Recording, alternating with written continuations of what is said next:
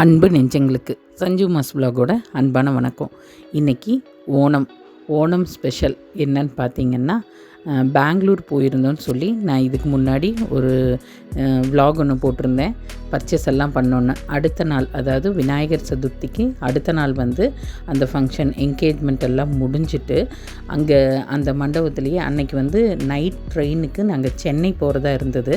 ஒரு முக்கியமான வேலையாக அதையும் கண்டிப்பாக நான் அடுத்தடுத்த வீடியோவில் உங்கள் கூட ஷேர் பண்ணிக்கிறேன். ஏன்னா அதெல்லாம் வந்து என் வாழ்க்கையில் ரொம்ப முக்கியமான ஒரு நாட்கள். அதை கண்டிப்பாக உங்கள் கூட ஷேர் பண்ணிக்கிறேன். இன்றைக்கி நம்ம பார்க்க போகிறது என்னன்னு பார்த்தீங்கன்னா, அதாவது பெங்களூரில் விவிபுரம்னு சொல்லிட்டு அந்த ஃபுட் ஸ்ட்ரீட்டில் என்னென்னவெல்லாம் ஃபுட்ஸு இருந்தது, அதில் நாங்கள் என்னென்னலாம் சாப்பிட்டோம் அப்படிங்கிறது தான் பார்க்க போகிறோம். ஏற்கனவே பார்த்திங்கன்னா நான் வந்து ஒரு சில விலாக்லாம் பார்த்துருக்கேன். அதாவது மணிமேகலை, ஹுசைன் மணிமேகலையோட விலாக்ல எல்லாமே பார்த்துருக்கேன். பெங்களூர் ஸ்ட்ரீட் ஃபுட்டில் போய் சாப்பிட்டு ரொம்ப நல்லா இருக்குது அப்படின்னெல்லாம் சொல்லி கேள்விப்பட்டிருக்கேன். அதே போல் பொண்ணும் என்கிட்ட சொன்னான் அங்கே நல்லா இருக்கும் அப்படின்னு சொல்லிட்டு. சரின்னு சொல்லி அந்த ஃபுட் ஸ்ட்ரீட் கிளம்பி போயிட்டோம். ஏன்னா மதியமே வந்து ஃபங்க்ஷன்லாம் முடிஞ்சிருச்சு. எங்களுக்கெல்லாம் நைட்டு தான் ட்ரெயின் அப்படிங்கிறதுனால சரி இதெல்லாம் போய் ட்ரை பண்ணி பார்க்கலாம். வரும்போது நம்ம எந்த ஊருக்கு போனாலும் அங்கே ஸ்பெஷல் என்னென்னவெல்லாம் இருக்குதோ முடிஞ்ச வரைக்கும் நம்மளோட டைம் நம்மளோட இதை பொறுத்து அதையெல்லாம் நம்ம ஒரு தடவை ட்ரை பண்ணி பார்த்துடணும் அப்படிங்கிறக்காக தான் போயிருந்தோம். அதே போல் நம்ம ஒரு ஃபேமிலியாக போகிறத விட இது மாதிரி எல்லாம் போகும்போது ஒரு 2-3 ஃபேமிலி சேர்ந்து போனோம்னா இன்னுமே நல்லாயிருக்கும். நாங்கள் ஃபங்க்ஷனுக்கு போயிருந்ததுனால அதே போல் தான் நாங்கள் ஒரு 3-4 ஃபேமிலிக்கு பக்கம் சேர்ந்து ஃபுட் ஸ்ட்ரீட் போயிருந்தோம். அதில் வந்து ஒரு ஃபேமிலியில், அதாவது எங்கள் மச்சாண்டார், ஒரு பெரிய மச்சாண்டாரோட பேரனுக்கு கொஞ்சம் உடம்பு சரியில்லாமல் போயிடுச்சு. அதனால் அவங்க மட்டும் ஃபுட் ஸ்ட்ரீட்குள்ளே வந்து ஒரு கொஞ்சம் நேரத்துலையே அவனுக்கு ஒரு மாதிரி இருக்குது அப்படின்னு சொல்லி அவங்க ஃபேமிலி மட்டும் கிளம்பி போயிட்டாங்க. அது போக மற்ற ரிலேட்டிவ்ஸ் எல்லாம் கூட இருந்தாங்க.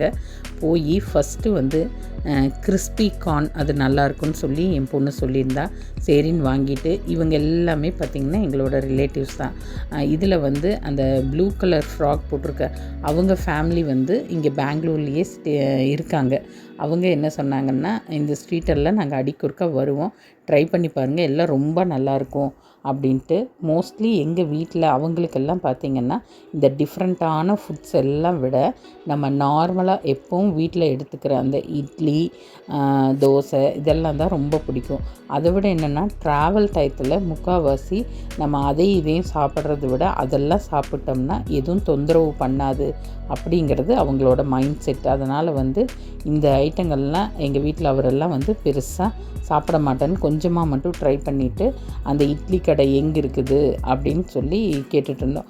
ஆனால் அதுக்கு முன்னாடியே பார்த்திங்கன்னா எங்களோட ரிலேட்டிவ்ஸ் கொஞ்சம் பேர் வந்து ட்ராவல்ஸுக்கு கொஞ்சம் முன்னாடியே கிளம்ப வேணும் அப்படிங்கிறதுனால ஃபஸ்ட்டே போய் சாப்பிட்டாங்க. சாப்பிட்டு அவங்க ஆப்போசிட்டில் வரும்போது என்ன சொன்னாங்கன்னா, நல்ல சாஃப்டான இட்லி அங்கே இருக்குது, நம்ம ஊர் இட்லி மாதிரியே இருக்கும், அங்கே போய் சாப்பிடுங்க அப்படின்னாங்க.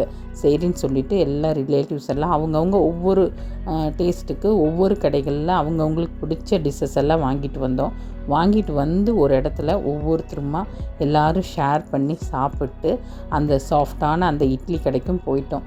நாங்கள் 2 பேரும் இட்லி ஆர்டர் பண்ணியிருந்தோம். எங்கள் வீட்டில் அவர் பார்த்திங்கன்னா எனக்காக ஒரு வாய் ஊட்டி விட்டார். நீங்கள் நம்ம சேனல்ல எல்லாம் பார்க்குறீங்க, பார்த்துட்டு ஐயே பரவாயில்லையே நல்ல அஃபெக்ஷனான கப்பல் அப்படின்னெல்லாம் நினைப்பீங்க. அப்படியெல்லாம் ஒன்றும் இல்லைங்க. எல்லா வீட்லேயும் போல தான் அப்பப்போ நாயும் பூனையும் மாதிரி அடிச்சுக்குவோம். அப்புறம் பார்த்திங்கன்னா அடேங்கப்பா இவங்கள மாதிரி உண்டா அப்படிங்கிற மாதிரி சேர்ந்துக்குவோம். எங்கள் வீட்டில் மோஸ்ட்லி வந்து அவர் சண்டை கட்டினா அவர் திரும்ப வந்து பேசிட்டுன்னெல்லாம் நான் வெயிட் பண்ண மாட்டேன். ஏன்னா என்னால் யார் கூடயும் பேசாமையெல்லாம் இருக்கவே முடியாதுங்க. அதனால் சண்டை கட்டிட்டு கொஞ்சம் நேரம் வெயிட் பண்ணி பார்ப்பேன் நானும். அவர் பேசுவாரா, அவராக வந்து ஏதாவது சாரி கேட்பாரா அப்படியெல்லாம் பார்ப்பேன். ஆனால் அவ்வளோ வெயிட் பண்ணுற அளவுக்கு கூட நம்மளுக்கு பொறுமை இருக்காது. போய் வேகமாக அதே என் கூட இப்படி சண்டை கட்டுறீங்க, ஏன் என் கூட பேச மாட்டீங்களா, இப்படியெல்லாம் பண்ணிங்கன்னா சரிப்படாது அப்படின்னு போய் அதுக்கு ஒரு சண்டையை கட்டி ஆட்டோமேட்டிக்காக ஒன்று சேர்ந்துருவோம். ஆமாங்க. அதே போல் வெளியே போனால் நல்லா பார்த்துக்குவாரு. அவரோட பொண்ணு மாதிரி பார்த்துக்குவாரு. வேணுங்கிறதெல்லாம் வாங்கி கொடுப்பாரு. அவ்வளோ கேர் எடுத்து பார்த்துக்குவாரு. அப்படித்தான் பார்த்திங்கன்னா நாங்கள் பெங்களூர் ஆகட்டும், சென்னை ஆகட்டும் போயிட்டு வீடு வந்து சேர்ற வரைக்கும் அவ்வளோ ஒரு இதாக பார்த்துக்கிட்டாரு. திரும்ப ஊர் வரும்போது பார்த்திங்கன்னா கிட்டத்தட்ட திண்டுக்கல்லெல்லாம் தாண்டி பழனிக்கிட்ட வரும்போதே என்னமோ நான் அவர் சிடு சிடுன்னு சொன்னங்காட்டி என் பொண்ணுக்கிட்ட சொல்லிகிட்டு இருந்தார், பார்த்தியல்ல உங்கள் அம்மாவை ஊர் பக்கம் வந்ததே அவள் வேலையை காட்டுறா அப்படின்னு கிண்டல் பண்ணிகிட்டு இருந்தார். இப்படி தாங்க எல்லா ஃபேமிலியிலையுமே இருக்கும். ஏன்னா நம்ம இனிப்பு ஒன்றையே சாப்பிட்டுட்டு இருந்தால் திகட்டிரும். அதே போல் தான் சந்தோஷம் மட்டுமே இருந்தால் அது லைஃப் இல்லை. அதனால் அப்பப்போ கொஞ்சம் காரம் வேணும், கொஞ்சம் கசப்பு வேணும், கொஞ்சம் புளிப்பு வேணும், எல்லாமே சேர்ந்தது தானே வாழ்க்கை.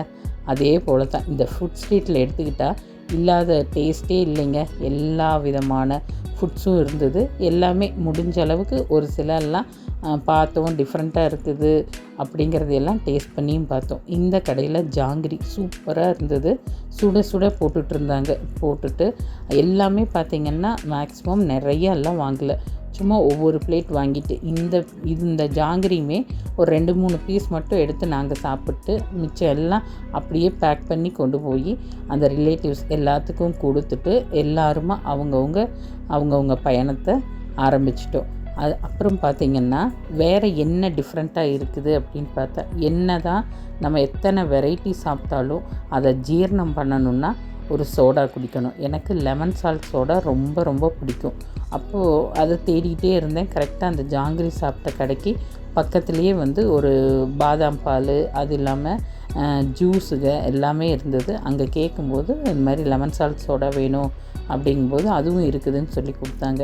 சரின்னு சொல்லிவிட்டு எங்கள் கூட இந்த தடவை பார்த்திங்கன்னா பெரிய பொண்ணு மட்டும்தான் வந்திருந்தா. சின்ன பொண்ணுக்கு காலேஜ் இருக்குதுன்னு சொல்லி அவளை விட்டுட்டு இவளை மட்டும் கூட்டிகிட்டு போயிருந்தோம்.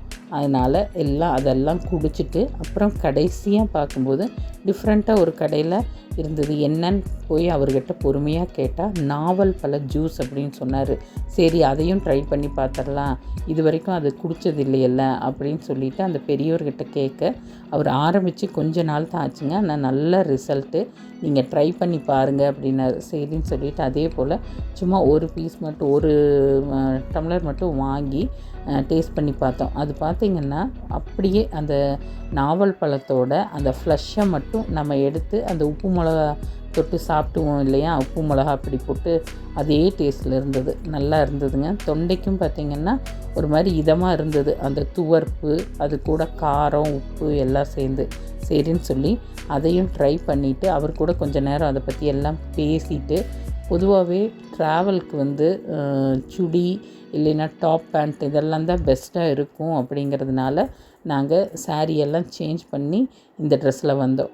அப்புறம் பார்த்திங்கன்னா லாஸ்ட்டாக ஃபைனல் டச்சாக பீடா கடைக்கு வந்தாச்சு. பீடாவில் நார்மல் பீடா, சாக்லேட் பீடா இருந்தது.